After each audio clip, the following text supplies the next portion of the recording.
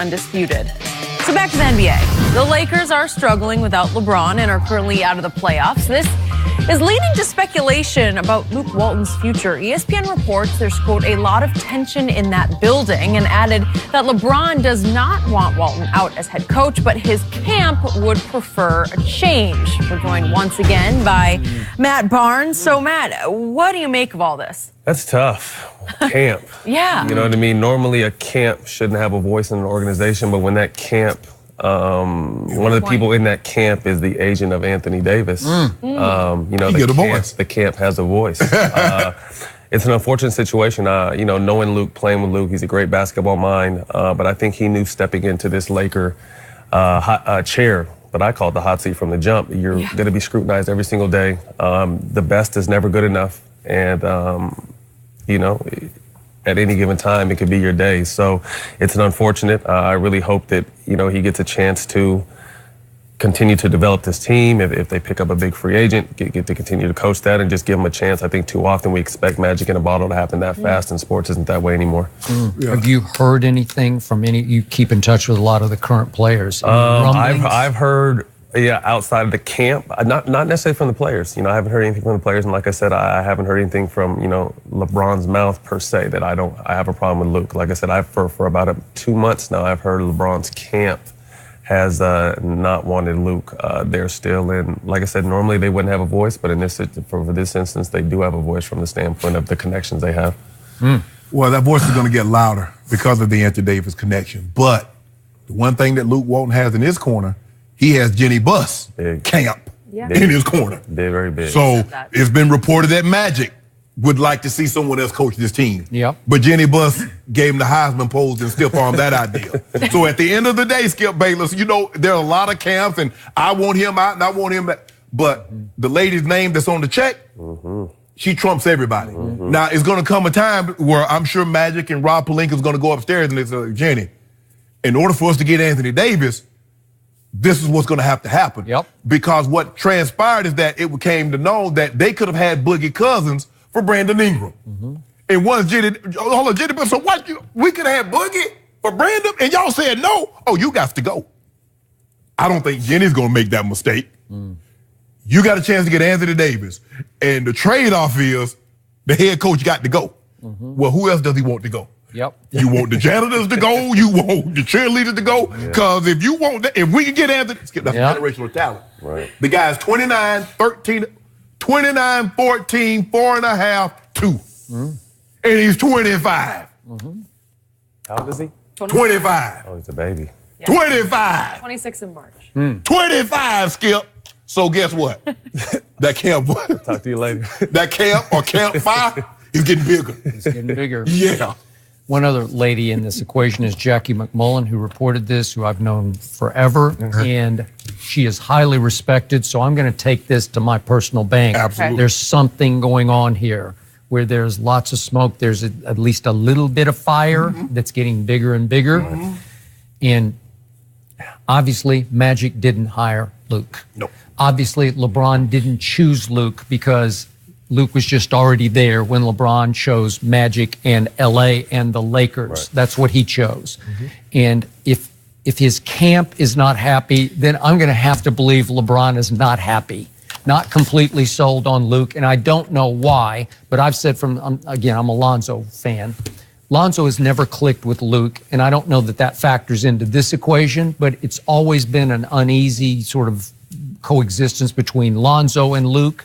Now, whether Lonzo would be part of a trade that would send him to New Orleans, highly possible, but it hasn't been roses with Luke from the start here. And I go right back to moment number 1 between Magic and LeBron, when he knocked on LeBron's door up in Brentwood, not too far from here.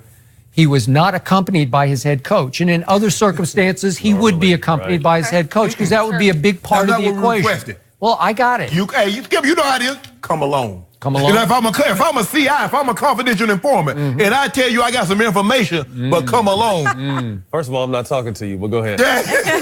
So guess what? Magic smart. He was out there an hour early. Magic said he was sitting in the driveway an hour early. Wait, stretching. But in other circumstances, you know, and I know, if it's Greg Popovich, you know, he's going to be in attendance. I tell you what, if LeBron James said, Greg, I want you to come. I want you to come to my Beverly Hills. I want you to come to my Brentwood estate, and I want you to be alone. I don't want R.C. Buford with you. R.C. Buford ain't coming.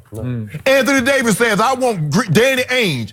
If these power brokers, and that's what LeBron James, and that's what these Anthony Davis, that's what they are. If they say come along, I'm driving. I ain't even getting Uber because I don't even want them to know where I'm going. I'm driving. But if you're doing the Boston example, you know Brad Stevens he's going to be there for the long haul.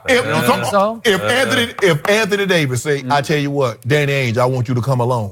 What you think the chances of Brad Stevens going to be in that meeting? I'm just saying, Danny Ainge loves Brad Stevens. Yeah, he don't love That is true. But then another standpoint too, I mean, has it ever been like a great situation for LeBron and whoever his coach has been? No. You know what I mean? So I know what happened to David Blatt. Yeah, well, he deserved it. And I'm not even saying whatever the situation may be. Like we don't really know the inside stories of anyone's, but to me, like the coach is kind of just whipped cream in any LeBron situation. He's never really the cake. You know what I mean? So like I said, Magic is, you know, the overall force here. But like you said, he has Genie in his corner, so that bodes well. But you just never know. Like I said, if Anthony Davis is only going to come if Luke is gone, well then unfortunately I think Luke is a casualty of war. Yeah, he would be. And remember Ty Lue during the playoffs last year, that one time that he was asked, how would you describe what it's like to coach LeBron? And he just dropped his head for a second and just shook it like it wears you out. It's a hard job. Because here's the thing.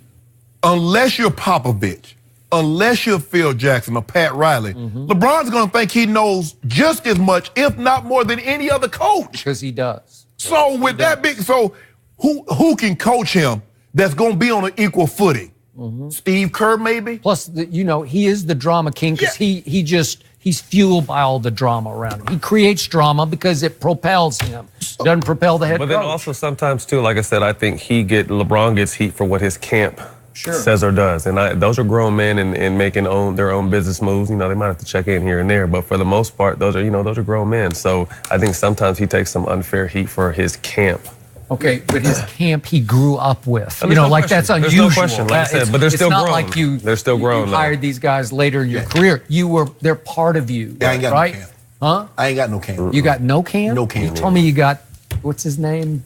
Bucket. Bucket. Man, Bucket don't speak for me. Bucket be talking crazy.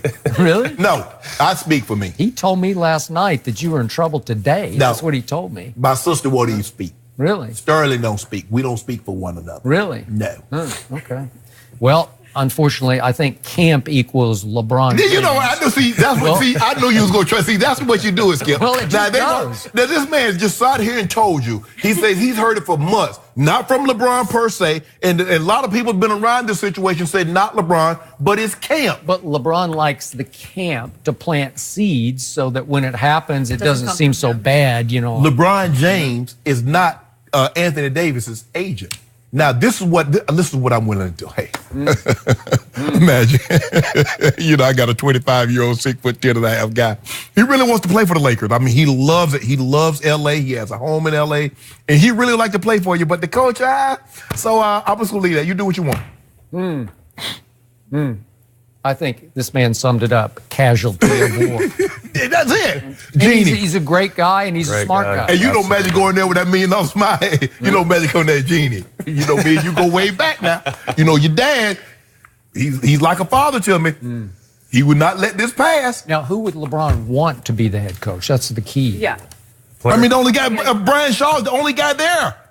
So I like Brian Shaw. That's just me. Do you know Brian well? I know Brian, yeah. That's the only guy there. So what, you'll have a guy for 1 year? Who could...